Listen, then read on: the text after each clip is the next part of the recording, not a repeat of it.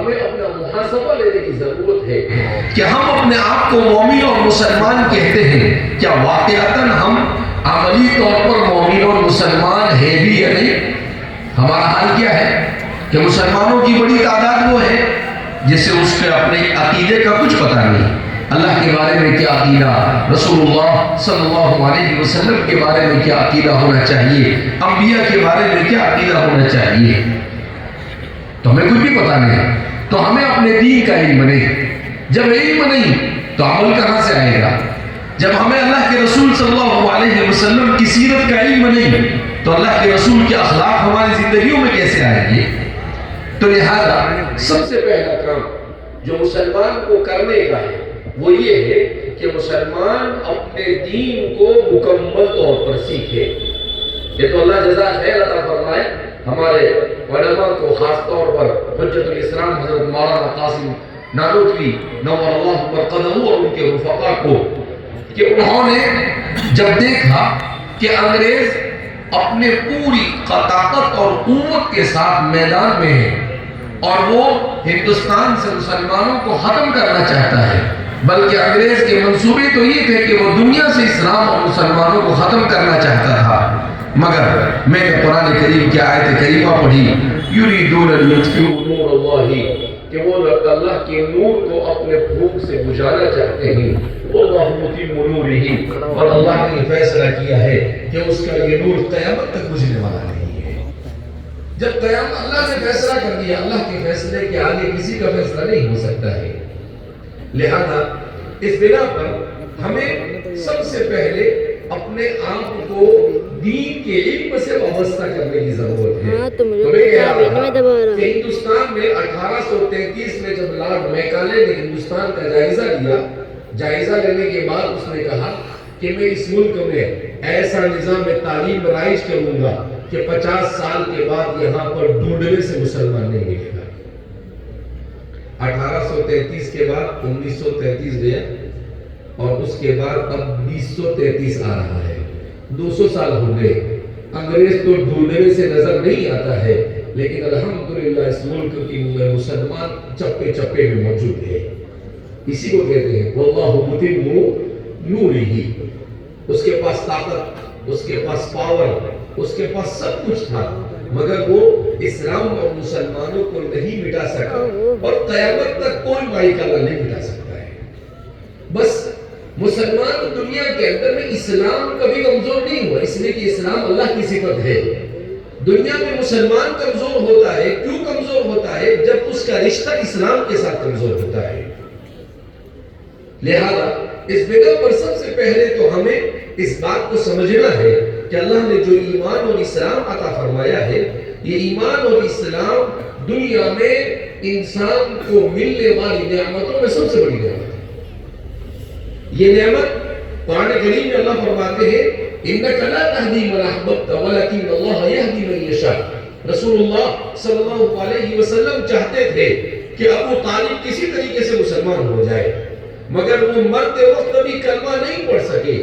اللہ کے رسول کو تکلیف ہوئی تو قرآن نے کہا انک لا تہدی من احببت، اے محمد عربی صلی اللہ علیہ وسلم آپ جسے چاہے ہدایت نہیں دے سکتے ہیں، ولکن اللہ یہدی من یشاء، مگر اللہ جسے چاہے ہدایت دے سکتا ہے۔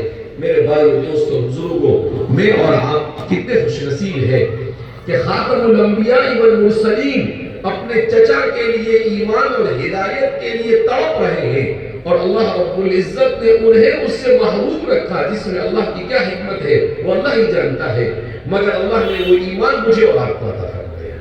یہ اللہ کا کتنا بڑا انعام ہے، اس سے بڑا کوئی انعام نہیں ہو سکتا ہے۔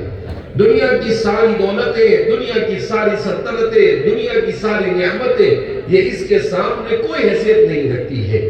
اسی لیے ہم دیکھتے ہیں کہ الحمدللہ آج فلسطین کے مسلمانوں کو دیکھو، اللہ کا احسان ہے کہ انہوں نے کبھی وَمَا وَهَنُوا لِمَا أَصَابَهُمْ فِي سَبِيلِ اللَّهِ وَمَا ضَعُفُوا وَمَا اسْتَكَانُوا۔ ایسا لگتا ہے جیسے قرآن کریم کی آیت کریمہ انہیں کے لیے آج نازل ہو رہی ہے۔ کہا کہ وہ بالکل گھبرائے نہیں، نہ کمزور پڑے اور نہ بیٹھے، بلکہ انہوں نے اپنے ایمان کا مظاہرہ کیا۔ ان کی سب سے بڑی خصوصیت کیا ہے؟ انہوں نے اپنے ہر فرد کو قرآن کے ساتھ وابستہ کیا. جب یہ امت قرآن کے ساتھ وابستہ ہو جائے گی، قرآن کو پڑھے گی، قرآن کو سمجھے گی، قرآن یا اخلاق کو اختیار کرے گی، قرآن کی طرف دعوت دے گی، خدا کی قسم دنیا کی ساری طاقتیں اس کے سامنے ہو جائے گی. دنیا کی کوئی طاقت ختم نہیں کر سکتی ہے. لہذا اس بنا پر ہمیں یہ فیصلہ کرنا ہے کہ دنیا اور آخرت کی کامیابی یہ ایمان اور اسلام سے وابستہ ہے. ہم اپنی اور اپنی آنے والی نسلوں کے ایمان اور اسلام کی حفاظت کے لیے کیا کر سکتے ہیں؟ جیسے میں نے کہا کہ 1833 میں اس نے پلان بنایا کہ 50 سال کے بعد کوئی نہیں ہوگا. ہمارے علماء، دیہات کے علماء کھڑے ہوتے ہیں اور کہتے ہیں کہ بھائی ہمیں کس طریقے سے ہماری نسلوں کے ایمان اور اسلام کی حفاظت کے لیے کیا کرنا چاہیے. اللہ اکبر. اور کوئی سوچ نہیں سکتا تھا کہ ایک تحریک جو ایک طالب علم سے اور ایک استاد سے شروع ہوگی، دونوں کا نام محمود ہے، اور وہ تحریک یہ اس زمانے میں دنیا کی تمام تحریکوں میں سب سے کامیاب ترین تحریک، یہ بھی اسلام کا معجزہ ہے کہ اللہ رب العزت نے ایسے ملک میں، جس ملک میں مسلمانوں کی حکومت کا سورج ڈوب رہا تھا، مسلمان طاقتور نہیں کمزور ہو رہا تھا، ایسے زمانے میں ایسی تحریک کو کھڑا کیا جس تحریک نے اسلام کی سربلندی کے لیے جو کارنامہ انجام دیا. دنیا کی بڑی بڑی حکومتیں اپنے تمام وسائل کے باوجود بھی وہ کارنامہ انجام نہیں دے سکتی. اس لیے ہمیں اس بات کو سمجھنے کی ضرورت ہے. اللہ رب العزت ہمارے تمام بزرگوں کو جزائے خیر عطا فرمائے کہ ان کی برکت سے میں اور آپ اسلام کے اوپر آج باقی ہے. اب ہماری ذمہ داری ہے کہ ہم اپنے آئندہ آنے والی نسلوں کے ایمان اور اسلام کی حفاظت کے لیے کیا کریں. ہم کیا کر رہے ہیں؟ ہمارا حال تو یہ ہے کہ بچہ تھوڑا سا ستاتا ہے، ماں بھی بچے کو موبائل پکڑا دیتی ہے اور باپ بھی موبائل پکڑا دیتا ہے، ہر ایک موبائل کے سہارے پر ہے. ایسے تو ایمان ختم ہو جائے گا. یہ بڑا آسان حربہ دشمن نے استعمال کیا ہے کہ بڑی آسانی کے ساتھ وہ ہمارے ایمان، ہمارے اخلاق، ہمارے اعمال، ہمارے کردار اور ہماری سب چیزوں کو ٹارگیٹ کر رہا ہے، مگر ہم ابھی بھی اپنے مدہوشی سے بیدار نہیں ہو رہے. اس لیے سب سے زیادہ جس چیز کی ضرورت ہے وہ یہ کہ مسلمان دین کو سیکھے اور اپنے گھر میں دین کو زندہ کرے. غزہ کے مسلمانوں کی خصوصیت نمبر 1 قرآن کے ساتھ وابستگی اور نمبر 2 علم کے ساتھ وابستگی. یہ لوگ ایسے حالات میں بھی علم کے ساتھ ایسی وابستگی. ابھی 2-3 دن پہلے وہاں پر اس سال کا اعلان آیا 10ویں اور 12ویں کا، تو جو بچے کامیاب ہوئے ان میں سے اچھی پوزیشن والے جو بچے تھے ان میں سے بڑی تعداد میں بچے جنگ میں شہید ہو چکے ہیں.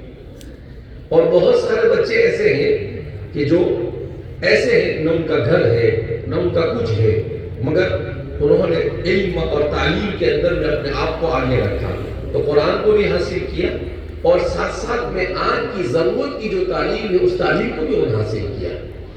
تو ہمیں دونوں کو ایمان کے ساتھ جمع کرنا یہ اس وقت امت کی سب سے بڑی ضرورت ہے کہ ہم کس طریقے سے آج کی ضرورتوں کو بھی اسلام کے تابع بنا کر اسلام کو سیکھ کر اپنی زندگی کے اندر میں جگہ دیں.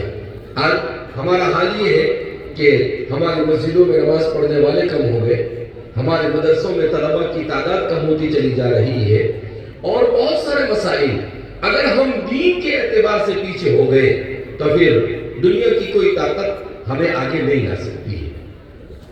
ایک مشہور قصہ وہ میں بتا کر اپنی بات کو ختم کرنے کی کوشش کروں گا، اس لیے کہ کافی دیر ہو چکی ہے، ہم کو بھی آگے واپس جانا ہے. شام کے ایک عالم جن کا عربی کے اندر میں کلپ بہت زیادہ چلتا ہے، وہ ایک قصہ سناتے ہیں کہ علم دین کے ساتھ وابستگی یہ انسان کی مرنے کے بعد کی زندگی کی کامیابی کے لیے کتنی ضروری ہے. وہ فرماتے ہیں کہ ملک شام کے دمشق شہر کے اندر میں ایک قبرستان ہے. ایک صحابی تھے حضرت دحدح رضی اللہ تعالیٰ، تو اس قبرستان کا بھی نام ہے مقبرہ دحدح کا. اس قبرستان کے اندر ایک دن ایک عورت آئی اور اس قبرستان میں جو قبر کھودنے والا بندہ ہے